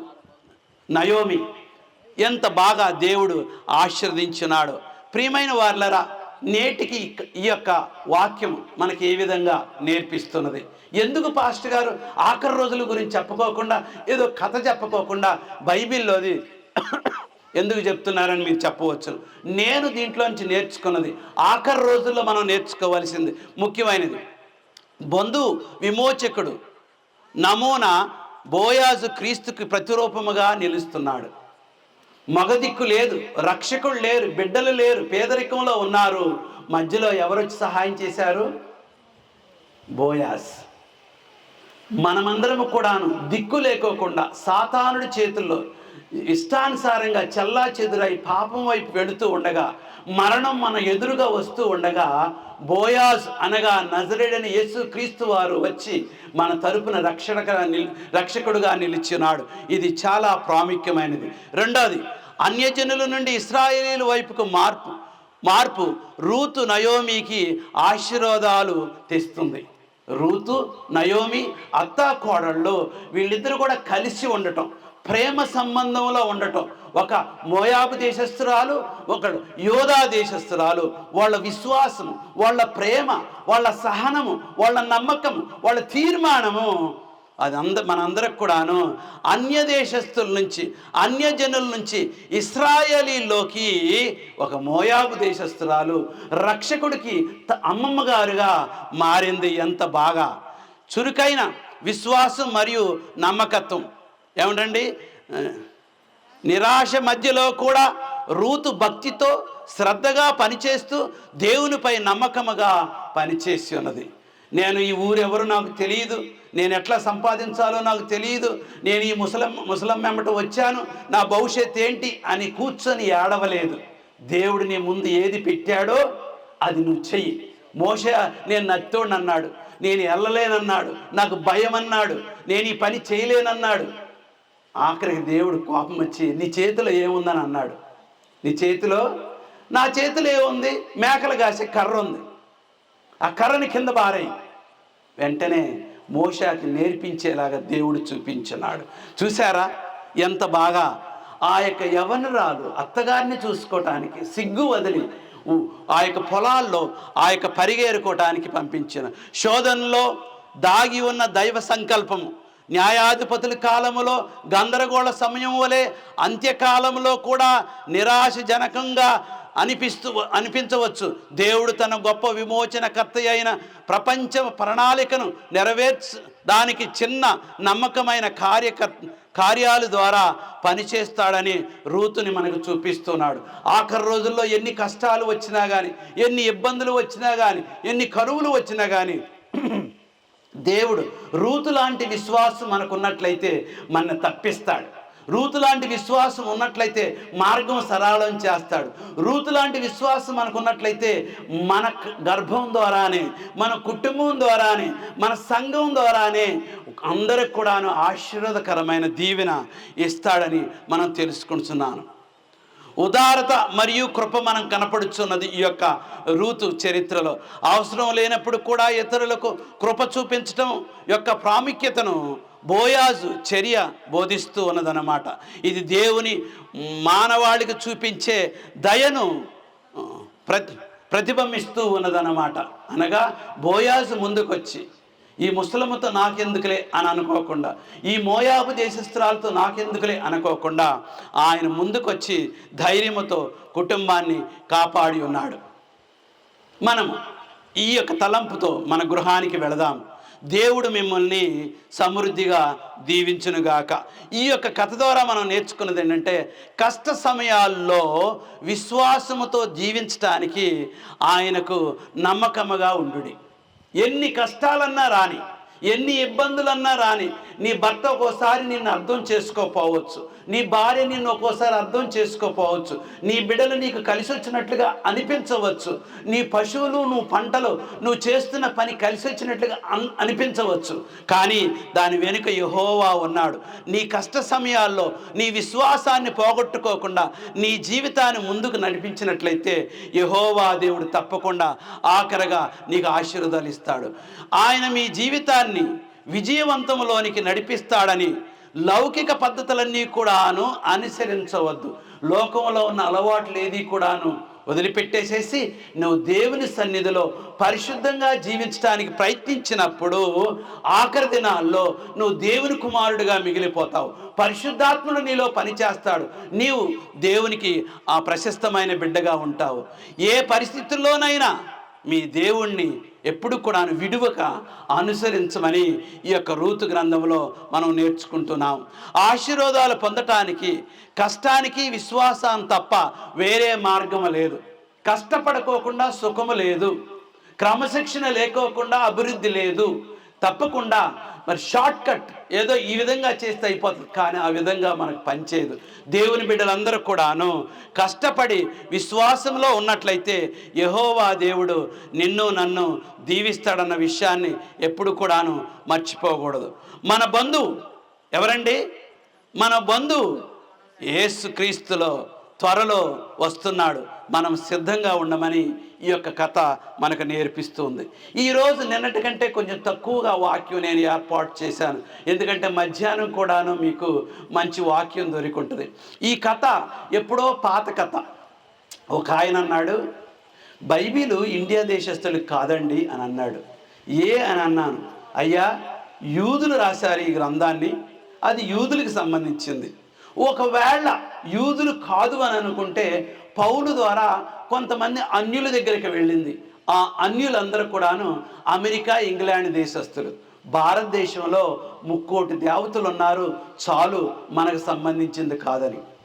ఈరోజు ఈ వాక్యం నేను ఎందుకు ఏర్పాటు చేశాను అని అంటే, మోయాబు దేశం భారతదేశం లాంటిదే. దేవుడు రూతు కొరకు వెతుకుతూ ఉన్నాడు. దేవుడు నయోమి కొరకు ఎదురు చూస్తూ ఉన్నాడు. దేవుడు బోయాజు కొరకు ఎదురు చూస్తూ ఉన్నాడు. మీరు దేవుని తరపున ఉంటారా, లేకపోతే కెమోష్కి మొక్కుతారా? మీరు దేవుని తరపున ఉంటారా? దేవుని తరపు ఆ జీవము గల యెహోవానే నేను సేవించదను, ఆ జీవము గల యెహోవాతోనే నేను ఉంటాను, బెత్లెహేము వదిలిపెట్టి నేను వెళ్ళను, సంఘాన్ని వదిలిపెట్టి నేను వెళ్ళను. యెహోవా ప్రసన్నత, యెహోవా దీవెన, యెహోవా వాగ్దానం ఈ బెత్లెహేములో ఉన్నది కాబట్టి కష్టకాలంలో నేను వదిలిపెట్టి వెళ్ళినట్లయితే నేను మారాగా మారుతాను, చేదుగా మారుతాను. నేను ఎప్పుడు కూడాను నీ దేవుణ్ణి, నీ సంఘాన్ని, నీ బైబిల్ గ్రంథాన్ని వదిలిపెట్టకూడదని ఈ రాత్రి ప్రభు పేరట మిమ్మల్ని హెచ్చరిస్తూ ఉన్నాను. ఇంకా నేను నేర్చుకున్నది ఏంటంటే, ప్రియమైన దేవుని బిడ్డలారా, ఈ యొక్క వాక్యము ద్వారా నేను నేర్చుకున్నది ఏంటంటే, రూతు లాంటి గుణలక్షణం, ప్లెజెంట్ ఫ్రెండ్షిప్, ఎప్పుడు కూడాను నలుగురికి మేలు చేయాలని, అందరితో బాగా ఉండాలని, చిరునవ్వుతో, అనగా కష్టాలు వచ్చినప్పటికీ నీ భారం ఒకరి మీద మోపుకోకుండా నీ భారం మోకాళ్ళ మీద ప్రభువుకి మోపినట్లయితే యెహోవా దేవుడు మనకి ఆశీర్వాదాలు దయచేస్తాడు. మత్తయి సువార్త 7వ అధ్యాయం 7వ వచనములో, అడుగుడి ఇవ్వబడును, తట్టుడి తెరవబడును, వెదకుడి మీకు దొరుకును, ask and it shall be given. నువ్వు అడుగుచున్నావా దేవుణ్ణి? నీ కష్టాలు ప్రభువుకి చెప్పుచున్నావా? ఎప్పుడన్నా నీకు ఉపవాసం ఉండి పట్టుదలగా ప్రార్థన చేసే అవకాశం నీకు ఎప్పుడన్నా అలవాటు ఉన్నదా? ఎప్పుడన్నా నువ్వు ఖచ్చితంగా మోకరించి నేను ఒక అధ్యాయం చదవుకోకుండా ఈరోజు నేను భోజనం చేయను, నాకు బైబిల్ కావాలి అని పట్టుదల నీలో ఉందా? తప్పు చేసినప్పుడు క్షమించాలి అన్న మనస్తత్వం నీకు ఉన్నదా? రూతు ద్వారా నేర్చుకోవాల్సింది ఏంటంటే, ఏదన్నా కానీ నేను మాత్రము నీ దేవుడే నా దేవుడు, నీ ప్రజలే నా ప్రజలు, నువ్వుండు స్థలంలోనే నేను ఉంటానని రూతు నేర్పించినది. నేను ప్రియమైన బిడ్డలారా, దేవుని సన్నిధిలో భారతదేశంలో జీవిస్తూ, మోయాబు దేశంలో జీవిస్తూ, ఆఖరి రోజుల్లో జీవిస్తూ, ప్రభు రాకడ సమయంలో జీవిస్తూ, కష్టకాలంలో జీవిస్తూ, పేదరికములో జీవిస్తూ, బాధలు వ్యాధులు ఉన్న సమయంలో జీవిస్తూ, మరి యుద్ధ సమాచారం మనం వినుచూ ఉన్న సమయంలో జీవిస్తున్నప్పుడు మనకొక్కటే గురి, ఆ యెహోవా దేవుడు. ఖచ్చితంగా బోయాజు ద్వారా యేసుక్రీస్తు వారు వచ్చి ఉన్నారు. యేసుక్రీస్తు వారు రెండవసారి రానయ్యున్నాడు. ఆయన నీ రక్షకుడు, నీ విమోచకుడు, నిన్ను సేదతీర్చి నీకు సహాయపడి నిన్ను రక్షించే దేవుడై ఉన్నాడు. ఈ రాత్రి సమయమందు ఆ యేసు ప్రభువుని అంగీకరించమని బ్రతిమలాడుచున్నాను. ఈ రాత్రి సమయమందు ఆ యేసు ప్రభు దగ్గరికి రమ్మని నేను బ్రతిమలాడుచున్నాను. ఆయన కొనకడు నిద్రపోడు. కెమోష్ లాగా ఎప్పుడు కూడా ఆయన కొనకడు నిద్రపోడు. ఆయన మహా గొప్ప బలమైన దేవుడు, ప్రేమ గల దేవుడు, నిన్ను ప్రేమించే దేవుడు, నిన్ను కనికరించే దేవుడు. ఆ దేవుడి సన్నిధిలో నీవును నేను ఉండాలని నేను కోరుచున్నాను. సిద్ధంగా ఉన్నట్లయితే చిన్న ప్రార్థన చేసుకుందాం. 10:30 దాటిపోయింది. ప్రార్థన చేసుకుందాం. మహాపరిశుద్ధుడా, పరలోకమందున మా తండ్రి, ఈ 3 రోజులు మాకు ఉజ్జీవ కూటాల్లో అద్భుతంగా నీ సన్నిధి మాతో ఉంచినందుకు నీకు స్తోత్రాలు. ఈ కార్యక్రమం ఏర్పాటు చేసిన ప్రతి బిడ్డని, దీంట్లో పాల్గొనిన ప్రతి బిడ్డని, దీని కొరకు శ్రమించిన ప్రతి బిడ్డని మీరు దీవించండి ప్రభువా. ఈరోజు మేము రూతు గురించి నేర్చుకున్నాము. పాతకాలంలో మోయాబు అన్య దేశం నుంచి, మట్టిలో నుంచి ఇంత బలమైన విలువైన మాణిక్యాన్ని మా ముందు పెట్టినందుకు వందనాలు. మీరు మమ్మల్ని కూడా ప్రేమించారు ప్రభువా. తమ స్వరూపంలో మమ్మల్ని రూపుదిద్ది ఉన్నారు. మా కొరకు మేము సిలువ మీద మరణించినారు. మేము కూడాను ఈ యొక్క మోయాబు దేశంలో, అనగా ఈ భారతదేశంలో జీవము గల దేవుణ్ణి సేవించే బిడ్డలమై ఉన్నాము. మేము కూడాను ఈ ప్రస్తుత మోయాబు దేశంలో ప్రభువా మా దేవుణ్ణి మేము చూపించి మా జీవితాలు మెరుగుపరుచుకుంటాను మాకు సహాయం చేయండి ప్రభువా. ఆ రూతుకున్న పట్టుదలైన విశ్వాసం మాకు దయచేయండి ప్రభువా. ఆ రూతుకున్న శ్రమదానాన్ని మాకు దయచేయండి ప్రభువా. ఆ రూతుకున్న అత్తగారిని చూసుకోవాలి, నేను అత్తగారి నీడలో ఉండాలన్న ఆశ మాకు దయచేయండి ప్రభువా. ఘనమైన దేవా, ఓ యేసు ప్రభు దేవా, ఇదిగో ఆ బోయాజు లాంటి మనసు మాకు నువ్వు దయచేయము. ఆ బోయాజు వచ్చి ఆ కుటుంబాన్ని నిలబెట్టి ఉన్నాడు, ఆ కుటుంబాన్ని కాపాడి ఉన్నాడు, ఆ కుటుంబాన్ని బలపరిచినాడు, ఆ కుటుంబాన్ని ఆదుకొని ఉన్నాడు. నజరేయుడైన యేసుక్రీస్తు వారు మా కొరకు వచ్చి, మా కొరకు మరణించి, మానవతారం ఎత్తి మా కొరకు మరణించినాడు ప్రభువా. మాకు రక్షణ ఏర్పాటు చేసినాడు. ఓ గొప్ప దేవా, ఈ రాత్రి సమయమందు నీకు స్తోత్రాలు ప్రభువా. కూడి వచ్చిన ప్రతి బిడ్డపై నీ కనికరము చూపించమని, నీ దక్షిణ హస్తంతో వాళ్ళను ధారాళంగా దీవించమని, ఓ గొప్ప దేవా పరిశుద్ధుడా, ఈ రాత్రి సమయమందు నీ కృప చూపించి మా కష్టాల నుంచి మమ్మల్ని ఒడ్డుకు పెట్టి ప్రభువా, మేము ఓర్పు సహనము నేర్చుకొని యేసు ప్రభు వచ్చే వరకు సాతానుడు ఎన్ని పన్నాగాలు పన్ని, ఎన్ని రకాలైన శోధనలు వచ్చినప్పటికీ మేము బెత్లెహేము వదిలిపెట్టుకోకుండా దేవుని సన్నిధిలోనే, దావీదు సన్నిధిలోనే, దావీదు కుమారుడని యేసుక్రీస్తు మేము ప్రయాణము చేయడానికి మాకు పట్టుదల, ఆ విశ్వాసము, ఆ నిర్ణయముకు దయచేయమని బ్రతిమలాడుచున్నాము. ఎవరైనా సరే అస్వస్థగా ఉన్నట్లయితే నీ యొక్క స్వస్థ హస్తంతో వారిని ముట్టి ఆ రుగ్మతలను, ఆ బలహీనతలను మీరు బాగు చేయమని బ్రతిమలాడుచున్నాము. ఆర్థికంగా ఇబ్బందుల్లో ఉన్నట్లయితే ప్రభువా, అసాధ్యమైంది ఏదీ లేదు ప్రభువా. సమస్తము మీరు సృష్టించినారు. వాళ్ళకు కావలసిన ధనపరిచర్య వారికి దయచేయండి. చిన్నపిల్లలు చదువుకుంటున్నారు, యవనస్తుల భవిష్యత్తుని మీరు బలపరచండి. ఒక్కొక్కరిపై నీ కృప చూపించండి ప్రభువా.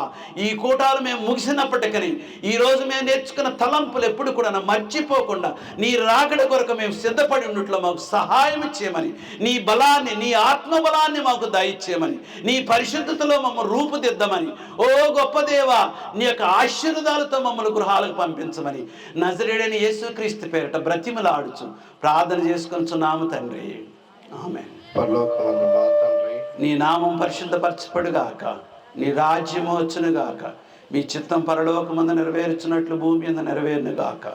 మా అనుదిన ఆహారం నేడు మాకు దయచేయము. మా రుణస్థులు మేము క్షమించిన ప్రకారం మా రుణములు క్షమించి మమ్మల్ని తప్పించుము. రాజ్యము, శక్తి, మహిమ నిరంతరము నీవై ఉన్నావు తండ్రి, ఆమేన్.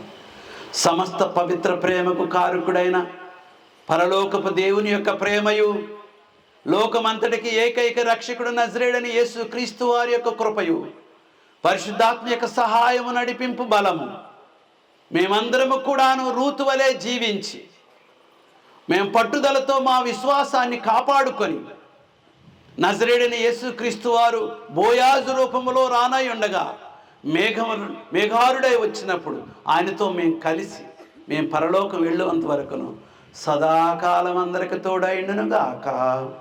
Amen. Amen. Praise the lord. అందరికీ నమస్కారం.